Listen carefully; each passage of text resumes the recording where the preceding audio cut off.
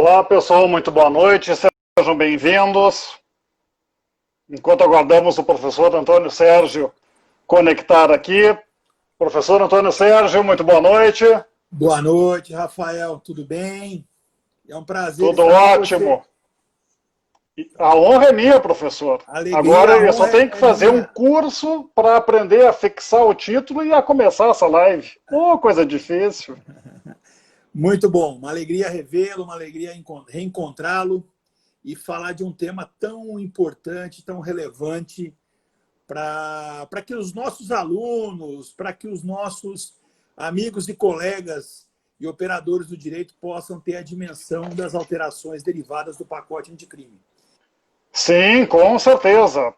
Professor, só vamos aguardar mais um pouquinho o pessoal entrar. Eu vou fixar o meu telefone e eu quero aprender a fixar o assunto, que é sempre uma dificuldade quando eu hospedo a live. Eu simplesmente não consigo. Eu tenho um fixador aqui, que ele é interessante, ele deixa no ponto. Ah, mas enfim, eu vou tentar descobrir ao longo da nossa live. Não tem problema. Enquanto o pessoal entra aqui, renovamos o boa noite a todos, sobretudo ao nosso colega, promotor Amorim, do Rio Grande do Sul, tal qual o professor Antônio Sérgio, um expoente no Tribunal do Júri. Vemos a presença agora do Rafael Kloss, da editora JH Mizuno, que nos dá todo o apoio. É uma alegria imensa, Amorim, grande amigo, referência no Tribunal do Júri. Sim. Rafael, nosso editor. Sim, o Pessoa... Rafael Kloss. Exatamente. O nosso colega René, o organizador da coleção Resumo de Direito, na qual o professor Antônio Sérgio é responsável pelo volume 3, Resumo de Direito Processual Penal, uma excelente obra. Uma alegria. Essa coleção é uma alegria imensa. Marcele Faria, nossa presidente da Confraria do Júri. Dama de Ferro do Júri. Dama de Ferro do Júri.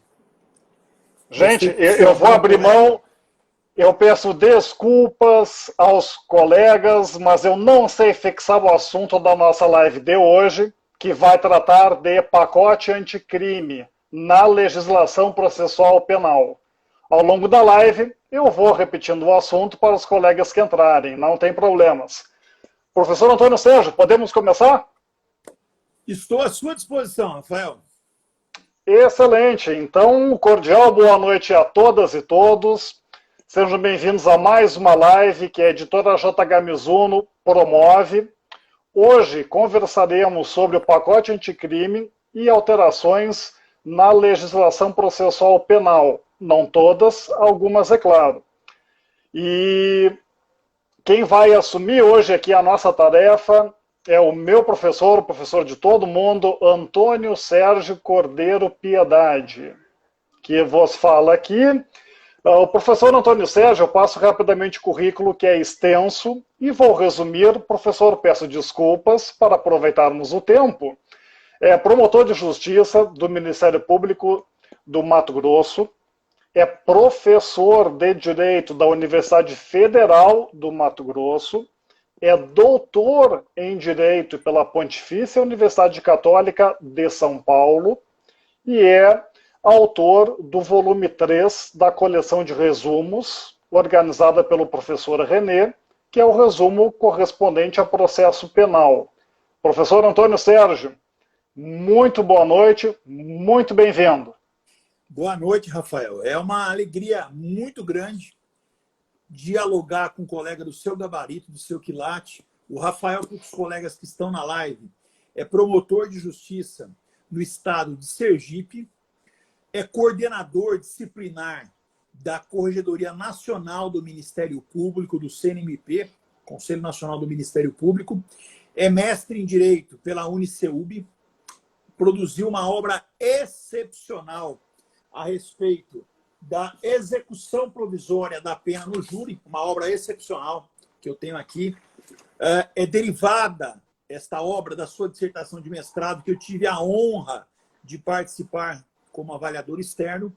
É doutorando em Direito pela Universidade Federal da Bahia.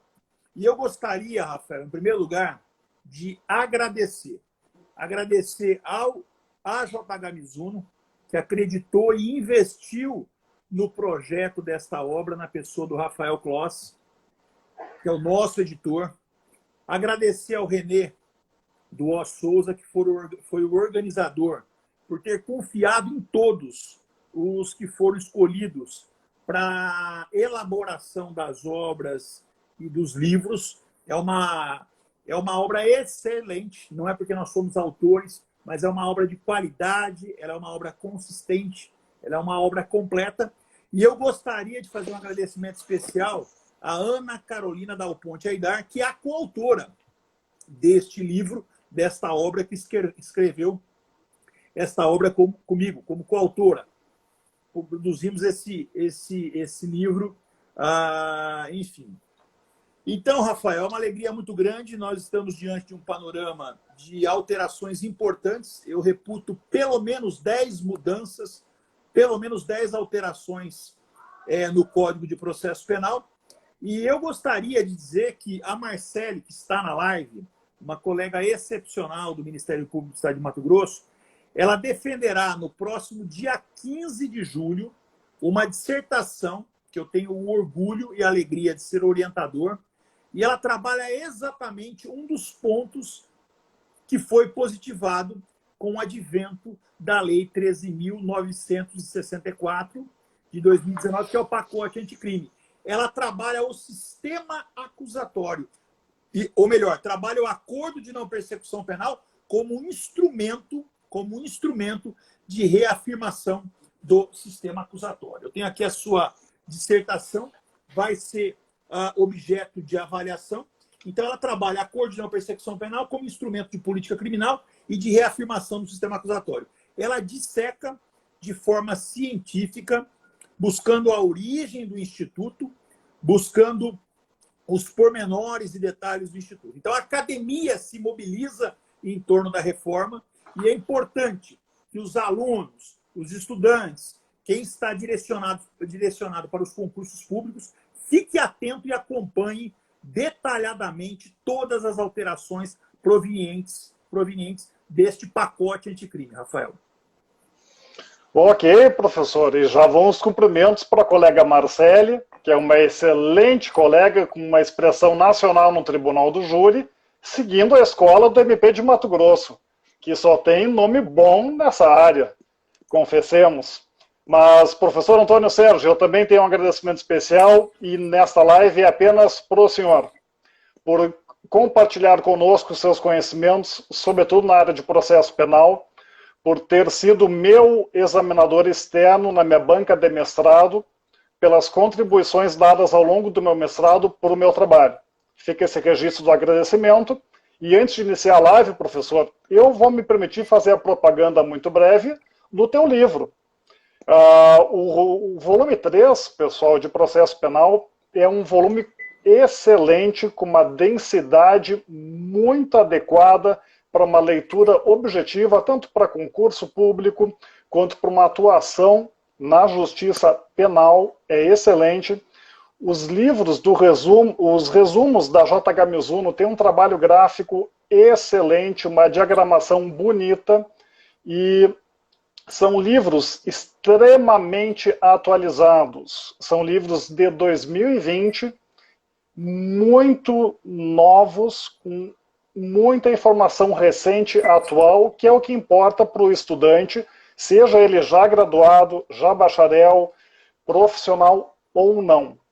Feito esse registro, então, que é uma das obras atualizadíssimas, e fica a dica aqui, professor. Os alunos devem ir ao site da JH Mizuno, baixar a amostra grátis do teu livro, comparar o teu livro, o índice dele, com o índice dos outros livros da mesma categoria. E aí vão chegar à conclusão, tal qual eu cheguei, e todos que leem o livro, que é uma das obras mais completas que existem hoje no mercado editorial, nessa linhagem de resumos. Pois bem, professor, então vamos seguir. A live de hoje vai tratar do pacote anticrime e algumas alterações feitas na legislação processual penal.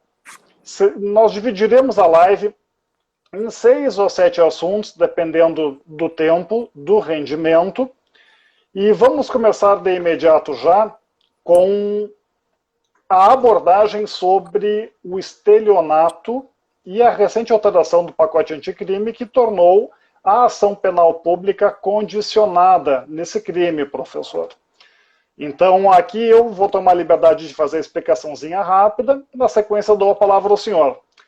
Então, parágrafo 5º do artigo 171 disse lá que, no caso do estelionato, somente se procede mediante representação, salvo se a vítima for a administração pública, ou criança e adolescente, ou pessoa com deficiência mental, ou maior de 70 anos.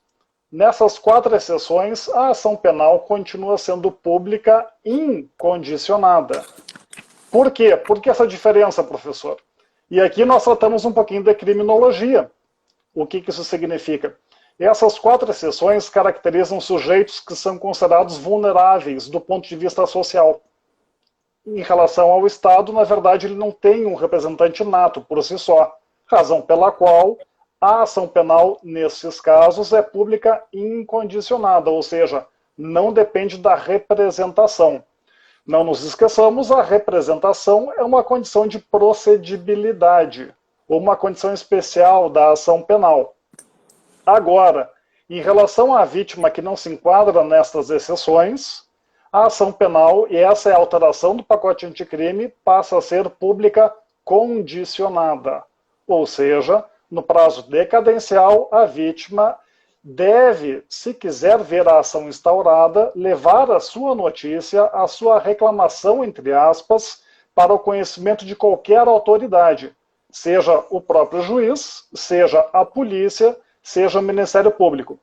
E não nos esqueçamos daquela regrinha básica, a representação não é revestida por formalidade, ou seja, qualquer manifestação de vontade da vítima, no sentido de ver o autor do fato, o sujeito ativo processado, é suficiente e equivale a uma representação formal. Então, por que trouxemos este assunto? Inclusive para complementar o excelente livro do professor Antônio Sérgio, e porque foi objeto de um recentíssimo julgado do STJ, que já circulou nas redes sociais e convém ser conhecido por todos nós.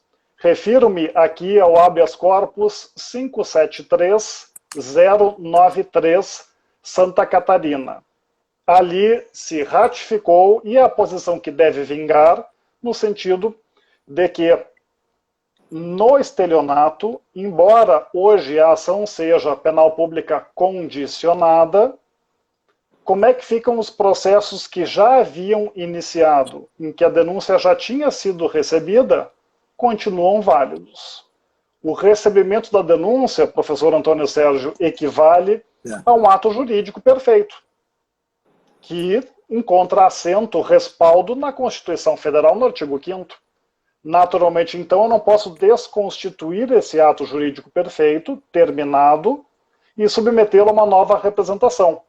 Qual foi a tese que sagrou-se vitoriosa por enquanto no STJ? Se a ação penal não foi ainda recebida, o que acontece? Deve-se intimar a vítima para que ofereça a representação. Se a denúncia já foi recebida, não é mais o caso. Agora, professora, era a minha preocupação de quando eu era estudante. Na prática, isso haverá muita diferença? Não. Porque, na maior parte dos casos envolvendo estelionato, a vítima procura as autoridades para reclamar. Então, a representação já existe nos autos. Na prática, é raro, melhor dizendo, o processo penal no qual não existe a representação por parte da vítima, o reclamo dela informal em relação ao crime que vitimou essa própria vítima, por assim dizer. Desculpa o pleonasmo. Mas Então, professor, esse é o primeiro ponto, só para levar para os nossos colegas, para os nossos amigos do conhecimento. E eu sugiro agora, passando a bola para o senhor, juiz das garantias. Pois Artigo é, 3º-A e seguintes. Nos dá pois uma é, aula aí, professor. pois é, meu amigo Rafael. Na verdade, o juiz das garantias ele é deveras polêmico. É um assunto palpitante, é um assunto extremamente complexo, é uma proposta legislativa que foi aprovada no parlamento, foi sancionada pelo presidente da República, e o texto legal ele conceitua o juiz das garantias como aquele responsável pelo controle da legalidade, da investigação criminal e pela salvaguarda dos direitos individuais cuja franquia tenha sido reservada à autorização prévia do Poder Judiciário. Na prática, o juiz das garantias ele traz a seguinte consequência, de forma muito objetiva. O juiz, a autoridade judicial que conduz a investigação criminal, ele seria ou estaria contaminado por esta análise preliminar e não poderá proferir a sentença. Então, essa questão ela é muito interessante. Nós temos vários argumentos favoráveis e contrários. O Instituto é objeto de uma discussão muito intensa. E no livro, nós temos um capítulo que nós abordamos minuciosamente, detalhadamente, o juiz das garantias. Os defensores do denominado juiz das garantias, eles sustentam de que esta instituição do processo penal ela seria um instrumento de assegurar o sistema acusatório. O sistema acusatório é aquele sistema no qual nós temos uma divisão de tarefas. Nós rompemos com o absolutismo, no qual nós tínhamos a concentração daquele processo ou daquele sistema inquisitivo, no qual a mesma autoridade investigava, oferecia a denúncia e julgava. Então, nós tivemos o quê? A diluição do poder. Então, o sistema acusatório ele tem exatamente essa característica. Nós temos o Estado juiz, o Estado julgador, o Estado que tem o poder de iniciativa. E nós temos a defesa. Então, isso é fundamental. Então, para os defensores, seria um instrumento para assegurar o denominado sistema acusatório. Segundo ponto, que nós tratamos na obra, o magistrado que conduzir a ação penal estaria isento para esses que defendem o juiz das garantias de uma contaminação dos ocasionais ou dos eventuais ranços advindos da sede inquisitorial, da investigação. Terceiro ponto, geraria uma especialização do referido juízo, o qual seria dotado de maior celeridade na elucidação dos fatos que lhe competem. Por outro lado,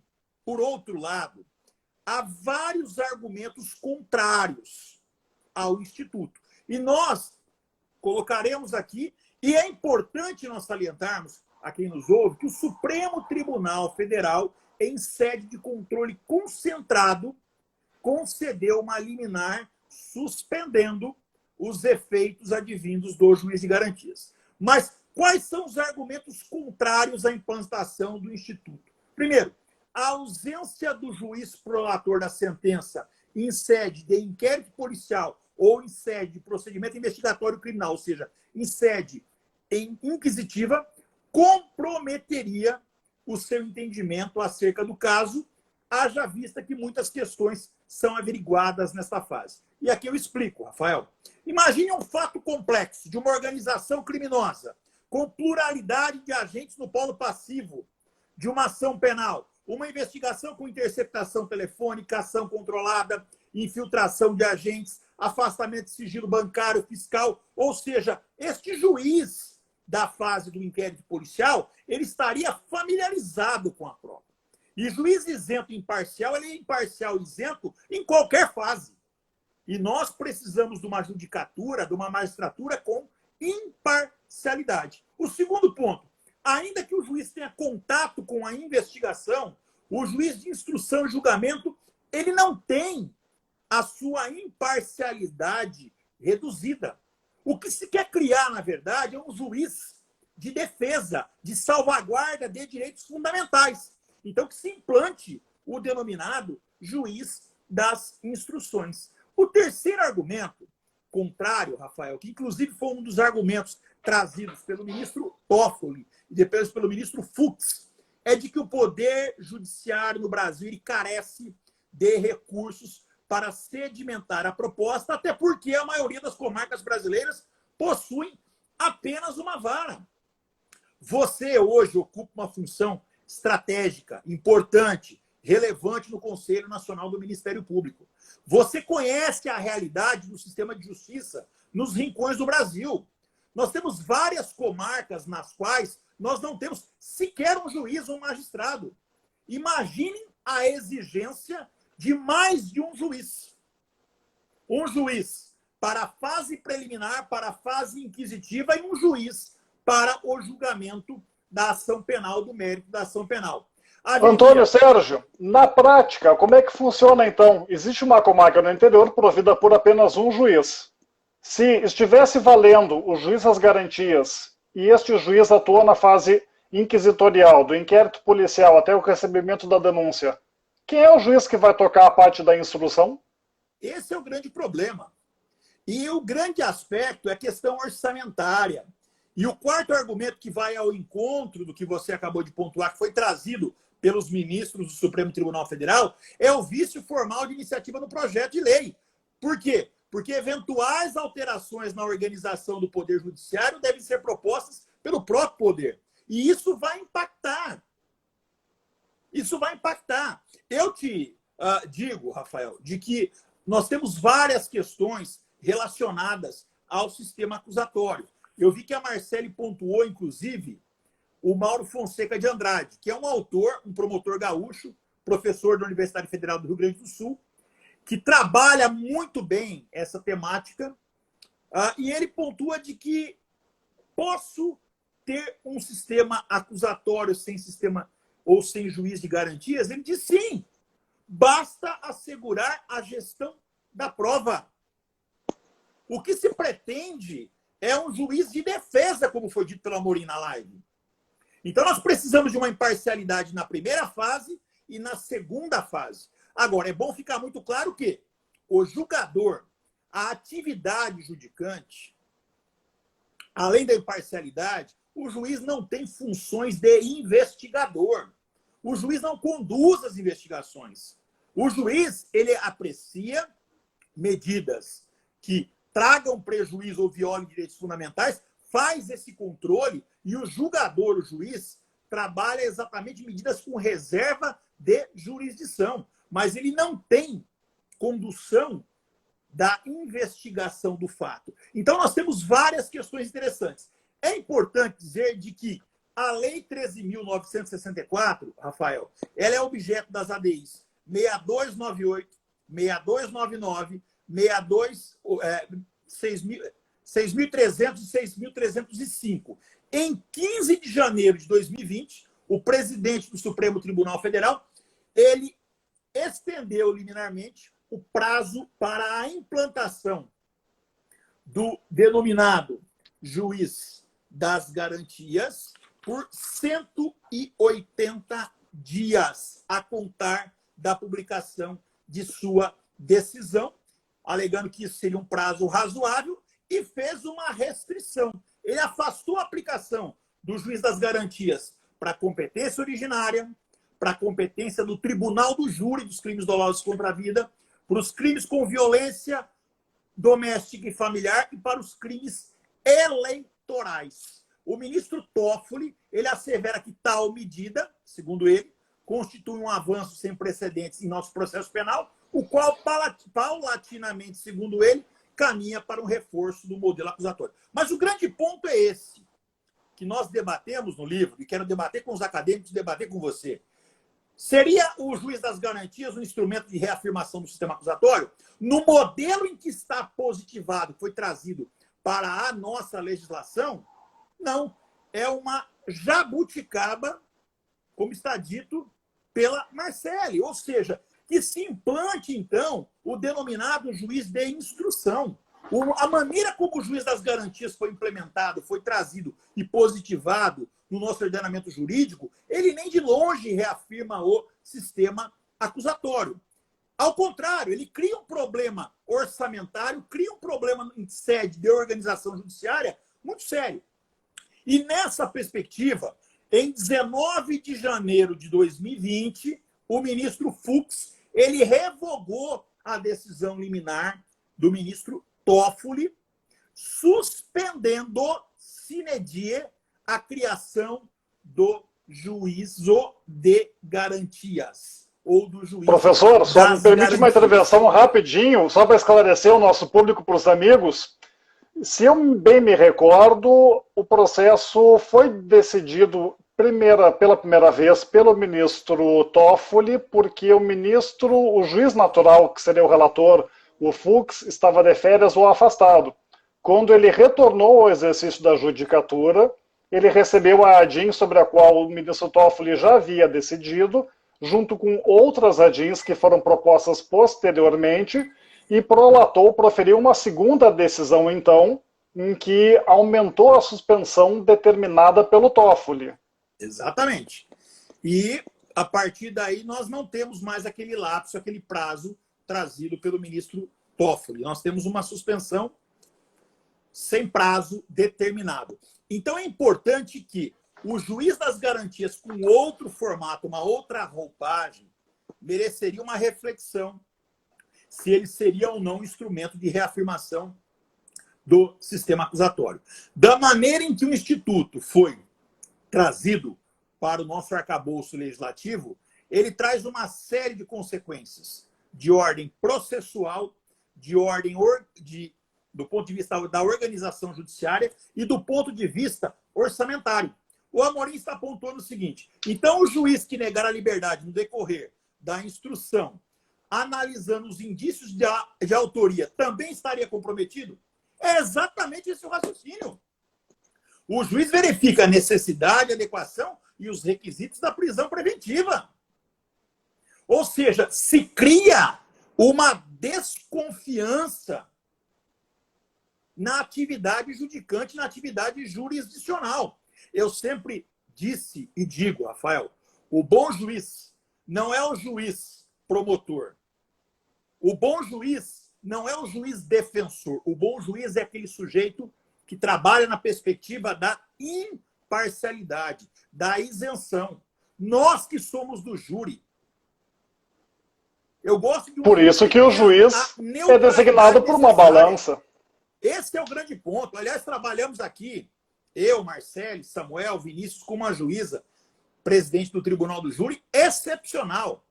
Experiente, preparada, sensata, trata a todos com civilidade, respeito. Eu acho que esse é o ponto, um juiz centrado.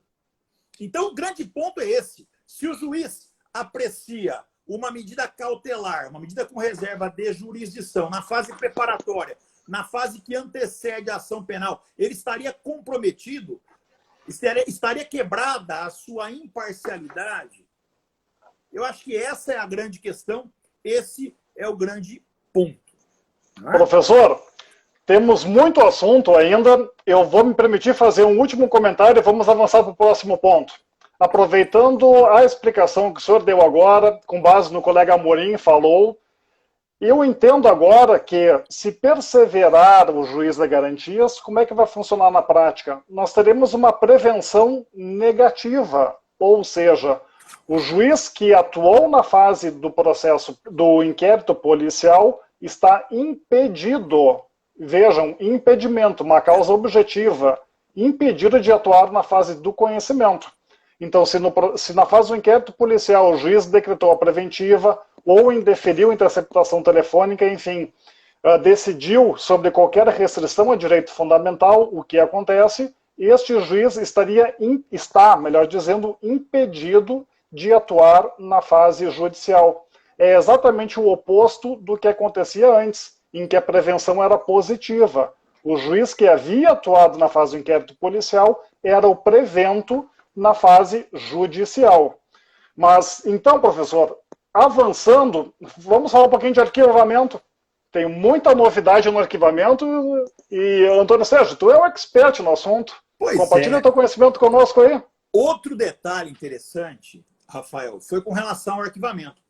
Nós sabemos que o Ministério Público é o titular da ação penal, ele é o dominus litis, e ele, no caso de arquivamento, o modelo anterior, do artigo 28, ele promovia o arquivamento e nós tínhamos o controle do Poder Judiciário.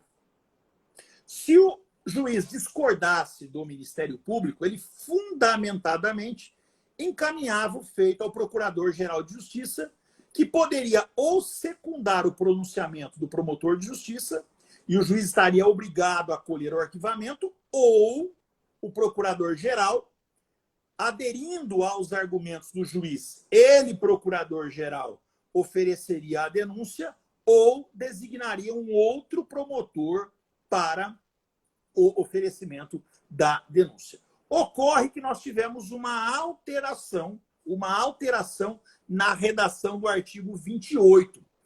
Esse artigo 28, ele não passa, ou não passaria, à luz da nova redação do artigo 28, por esse controle do Poder Judiciário, no sentido de que o Ministério Público é o titular da ação penal. Então, a redação seria o seguinte: ordenado o arquivamento do inquérito, o policial de qualquer elementos informativos da mesma natureza, o órgão do Ministério Público comunicará à vítima, isso é importante, trazer a vítima para o processo penal, ao investigado e à autoridade policial, e encaminhará os autos para a instância de revisão ministerial para fins de homologação na forma da lei.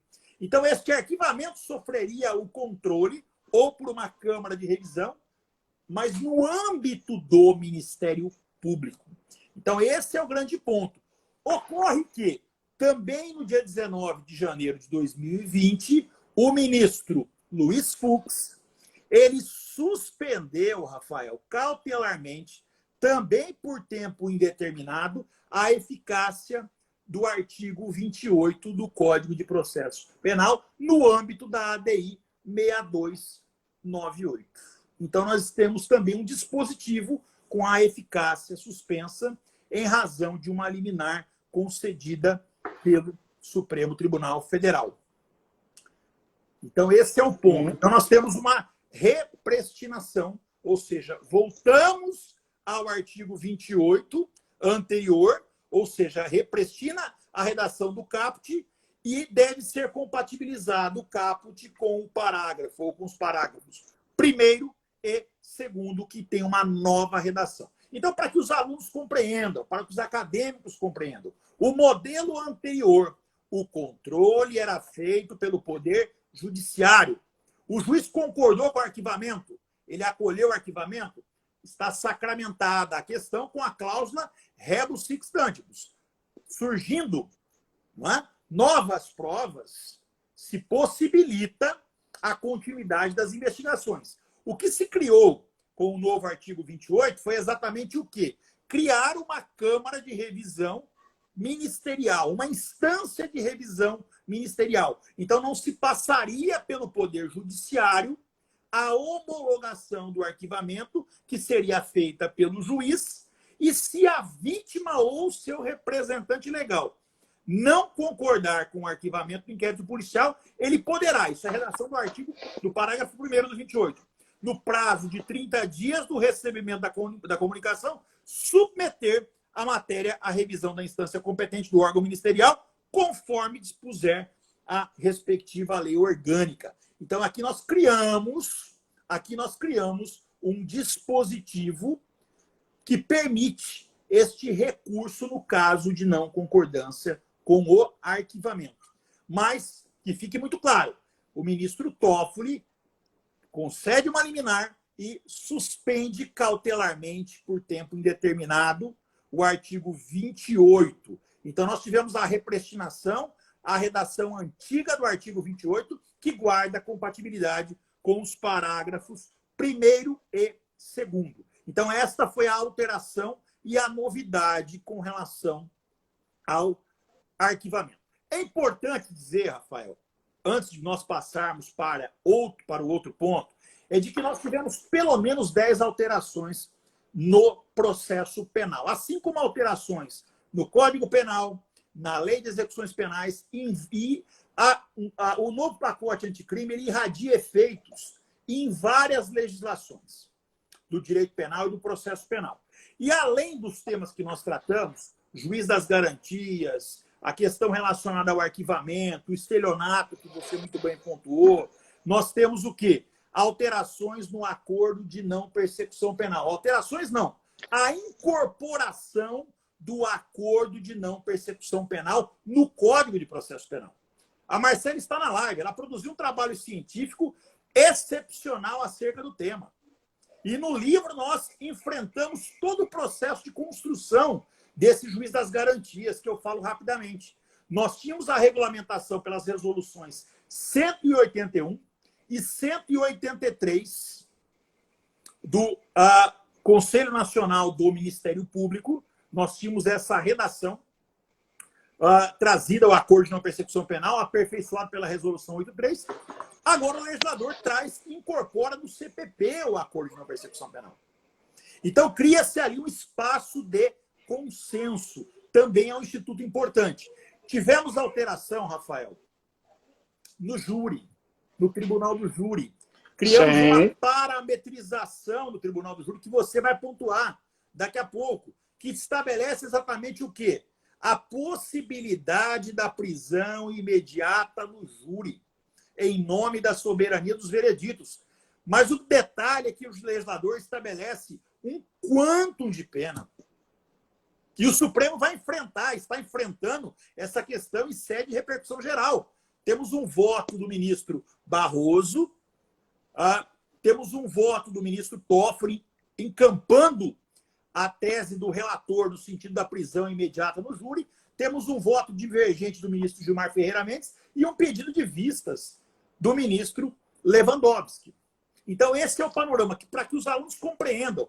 E é interessante uma particularidade que nós tínhamos terminado essa obra e quando foi no final do ano, o René me liga, eu tinha acabado de terminar, eu e a Ana Carolina íamos encaminhar para o Rafael na editora. Ele falou, olha,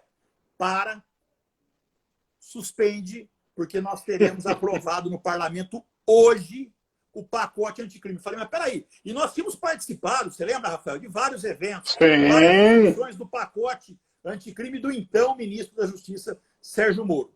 Ocorre que nós tivemos uma alteração deste projeto inicial no parlamento e algo aprovado a toque de caixa.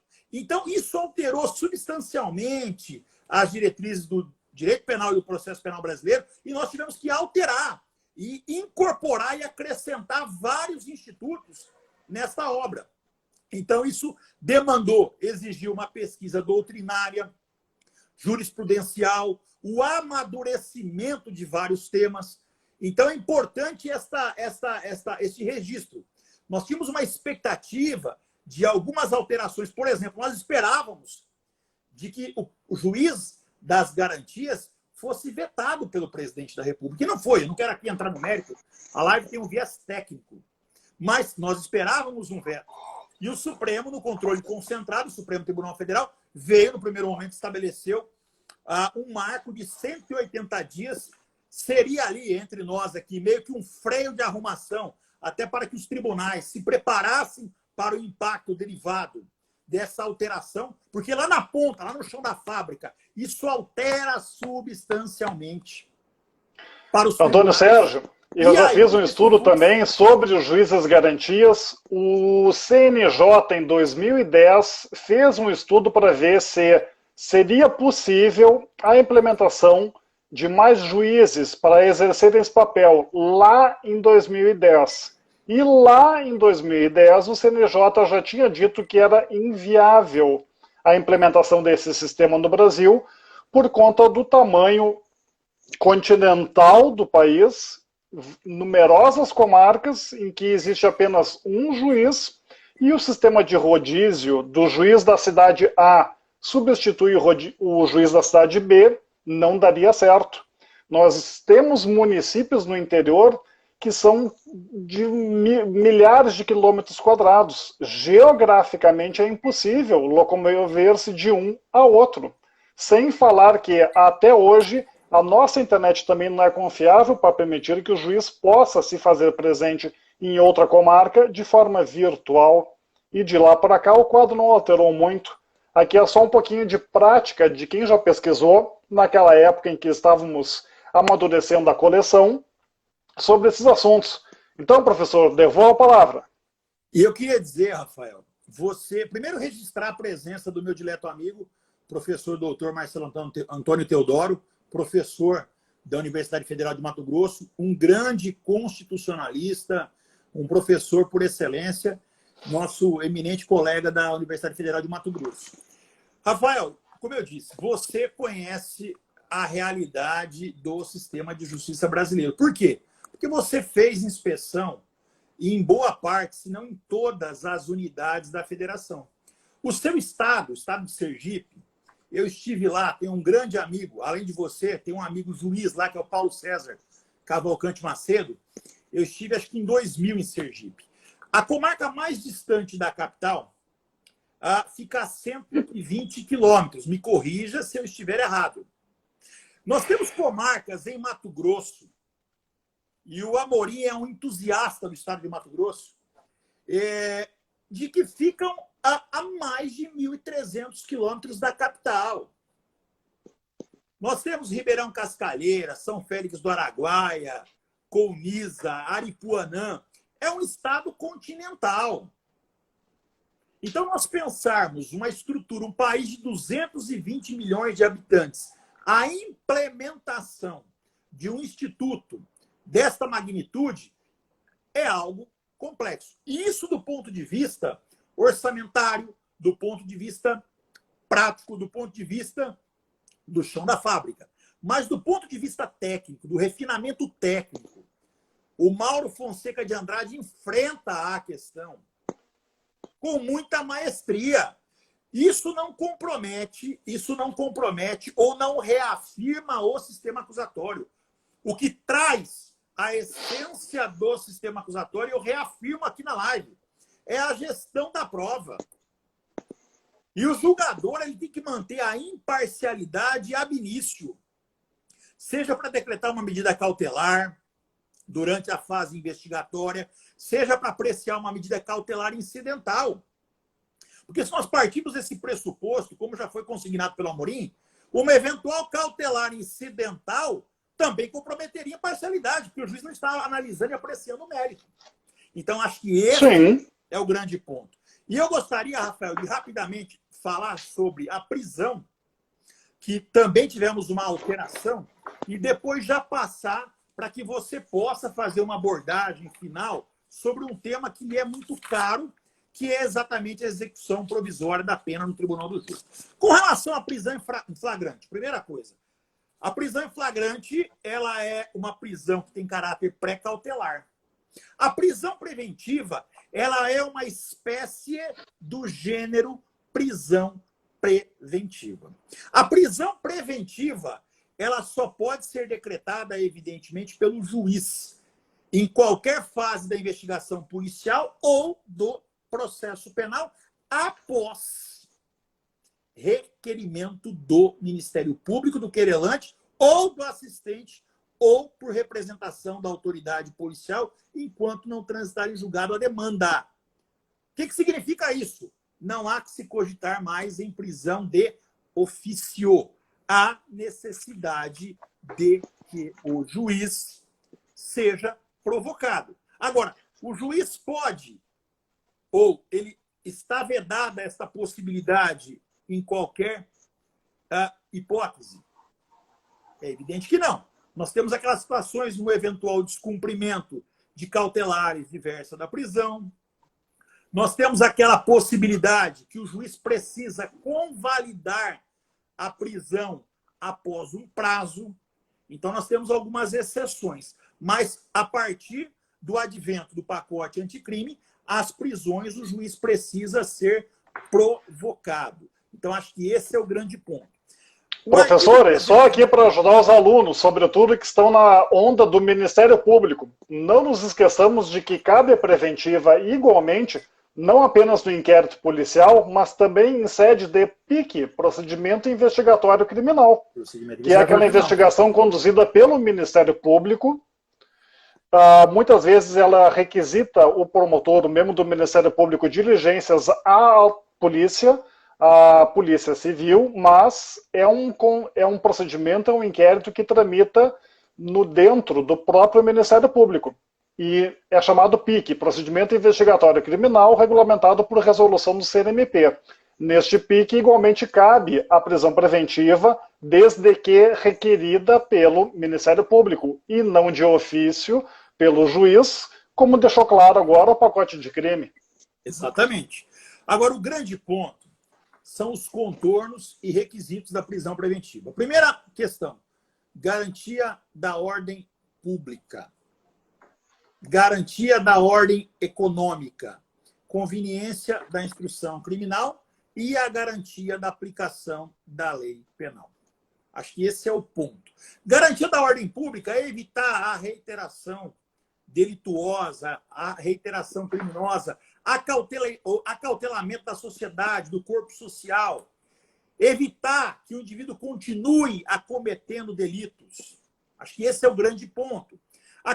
Na verdade, professor Antônio Sérgio, a garantia da ordem pública é um dos únicos conceitos indeterminados que são preenchidos pela jurisprudência. Exatamente. E um exemplo clássico aqui da jurisprudência, eu só acrescento, tomo a liberdade aqui, é quando o modus operandi, ou seja, o modo de agir do criminoso, evidencia a sua altíssima periculosidade.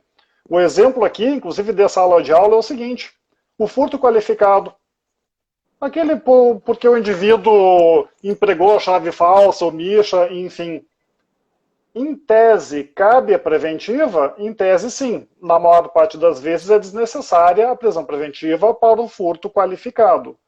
Agora, e se eu estiver falando do Banco Central, em que uma verdadeira antiga quadrilha, uma associação criminosa, se reúne, aluga um edifício próximo ao Banco Central, faz um túnel subterrâneo de mais de 100 metros de distância, comete aquele roubo, aquele furto, melhor dizendo, cinematográfico.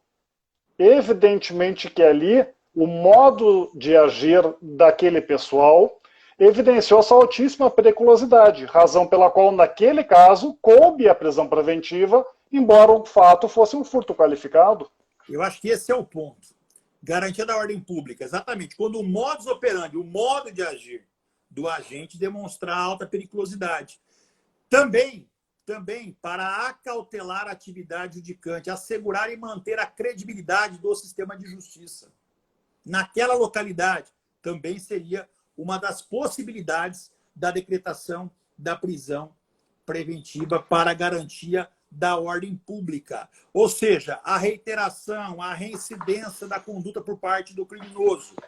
Não é? Então, acho que todos esses seriam os motivos. Com relação à conveniência da instrução criminal, seria manter a rigidez na coleta da prova, a rigidez da instrução processual.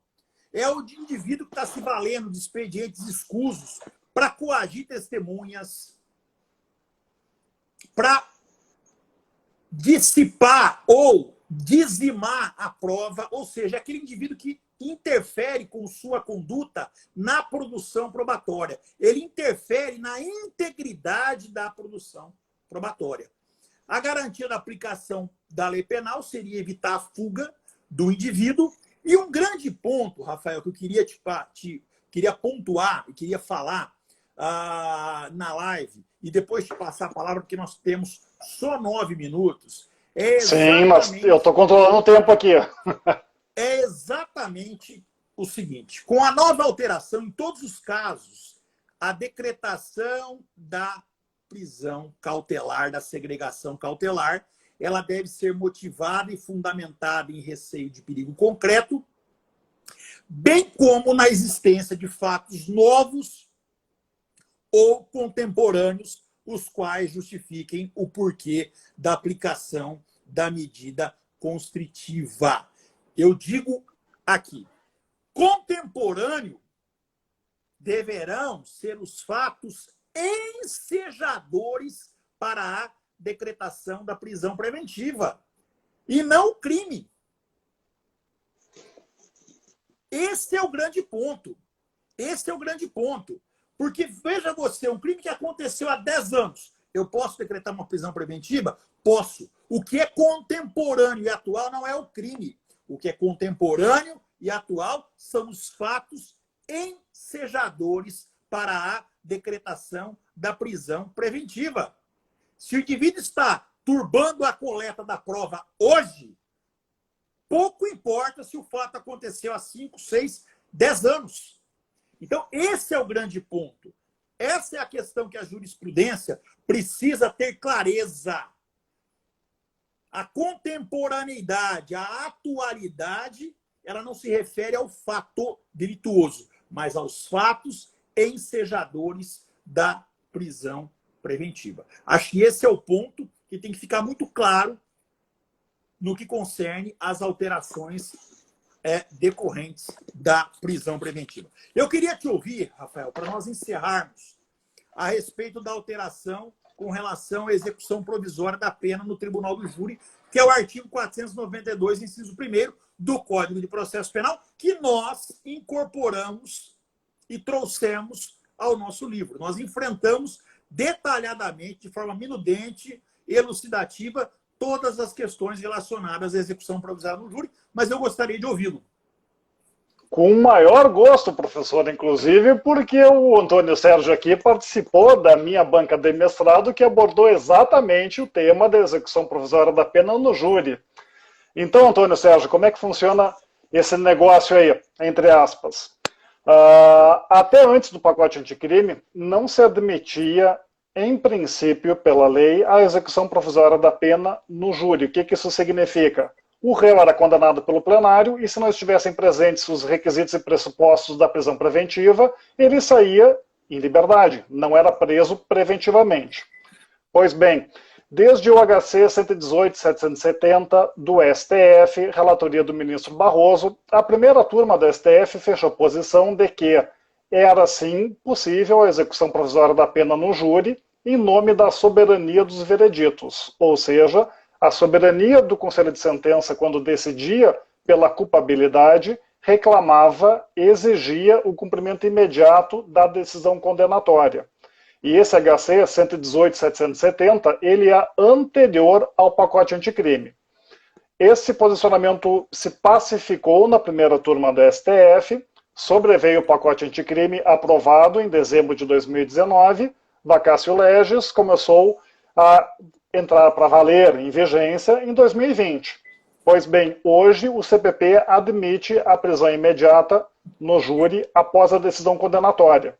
Isso nada mais significa que o legislador infraconstitucional se deu conta, se apercebeu de que a decisão do júri tem um elemento diferencial. Tem alguma coisa especial naquela decisão que reclama um cumprimento imediato, embora não tenha havido trânsito em julgado ainda da condenação. E esse elemento especial, Antônio Sérgio, é exatamente a soberania dos vereditos. Por quê? O Conselho de Sentença é o único juiz que pode definir a culpabilidade do réu, quando condena ou absolve.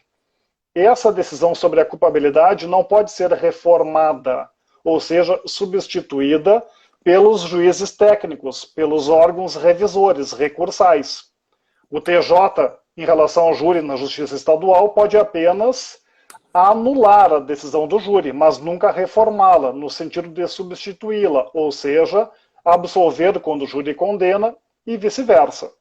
Então, o legislador infraconstitucional se apercebeu desse detalhe, positivou no Código de Processo Penal, artigo 492, inciso 1, a linha E de Equador, a execução provisória da pena no júri. Naturalmente, não é absoluta, ela tem exceções. Se houver alguma exceção, a execução provisória não será decretada. E onde é que está agora a dúvida? O legislador, no momento da aprovação, alterou o projeto original e colocou lá um limite mínimo de 15 anos de pena privativa de liberdade para possibilitar a execução provisória no júri. este limite mínimo de 15 anos não estava previsto originalmente no projeto de lei. Então, foi aprovado no CPP essa alteração para dizer que, se a pena for superior a 15 anos, cabe a execução provisória da pena. No recurso extraordinário interposto pelo Ministério Público de Santa Catarina, mencionado por ti no início dessa nossa live, é da relatoria do ministro Barroso. Ele já apresentou o voto pela constitucionalidade da execução provisória da pena sem limite, ou seja, sugerindo aí uma interpretação conforme, uma declaração de inconstitucionalidade com redução de texto, sob esse limite de 15 anos. Foi acompanhado pelo ministro Toffoli. O ministro Gilmar Mendes é contrário, ele valora, inclusive, o duplo grau de jurisdição do Pacto de São José da Costa Rica, que não seria assegurado, e o ministro Lewandowski pediu vista, e isso irá para julgamento no plenário entre os ministros então. Eis o problema. É cabível limitar a soberania dos veredictos que têm assento constitucional por um mero quantum da pena? Algo que não tem relação, que não justificou a prática do fato lá no passado? É claro que a dosimetria espelha o fato. Se o fato é mais reprovável, a pena é maior. Se o fato é menos reprovável, a pena é menor. Mas, ponto, a pena acabou aqui. A pena tem uma nítida função acessória em relação à execução provisória, que é o principal. E este acessório, se retirado for do mundo jurídico, não afasta, não prejudica o principal. Então, essa é a interpretação que o ministro Barroso sugere, no sentido de extirpar do CPP o limite mínimo de 15 anos, para permitir a execução provisória da pena, de qualquer pena, qualquer que seja o seu montante, o quantum da pena. Em apertada síntese, professor, isto é o que será julgado neste recurso extraordinário do MP de Santa Catarina, e, a meu sentir, será um divisor de águas, porque vai fixar jurisprudência por um bom tempo. Com certeza. Mas, Rafael, falta 1 minuto. Eu gostaria de agradecer sobremaneira. Até o Amorim pontuou de que teríamos que ter um segundo tempo, uma outra live. Nós voltaremos em breve para uma outra live. Eu queria te agradecer muito pela amizade, agradecer muito por esta oportunidade, por você ter compartilhado conhecimento conosco. Agradecer ao Rafael Clos, editora JH Mizuno, ao Renê, que é o líder, o organizador desta coleção na qual nós produzimos os nossos livros. Agradecer a Ana Carolina Dal Ponte Aidar, coautora. Agradecer a todos os amigos que participaram desta live, todos. Sintam-se prestigiados, abraçados por nós. E nós temos a convicção de que nós precisamos cada vez mais do aprimoramento do sistema, da convivência dos direitos fundamentais com dotar o sistema de efetividade. Essa é a função do processo penal brasileiro. Minimamente dotar o sistema de efetividade de modo que vençamos e façamos com que seja incorporado de fato a duração razoável do processo. Ou seja, uma prestação jurisdicional justa, adequada, proporcional, dentro de um tempo razoável. O prolongamento em determinadas situações, ou na maior parte das situações, traz uma inversão dos valores trazidos pela Constituição Federal. Te agradeço muito, agradeço a todos e, com certeza, tenho a convicção de que nós estamos fazendo a nossa parte para edificar um país melhor, um sistema de justiça melhor e mais consentâneo com a realidade. A editora pediu que nós divulgássemos o cupom, é o PR025, é uma promoção no site da editora para aquisição das obras desta coleção. Rafael, muito obrigado. Foi uma alegria imensa revê-lo. Foi uma alegria imensa debater com você um tema que nos é muito caro e que é extremamente relevante. Muito obrigado. Uma boa noite. Professor Antônio Sérgio, eu que agradeço em nome da JH Mizuno, cujo perfil está a meu cargo hoje. Temos 15 segundos. Grava um agradecimento a todos. Vou gravar no IGTV e, professor Antônio Sérgio, repete o cupom para os interessados adquirirem o livro. PR025. Não é isso, Rafael? Close. Excelente.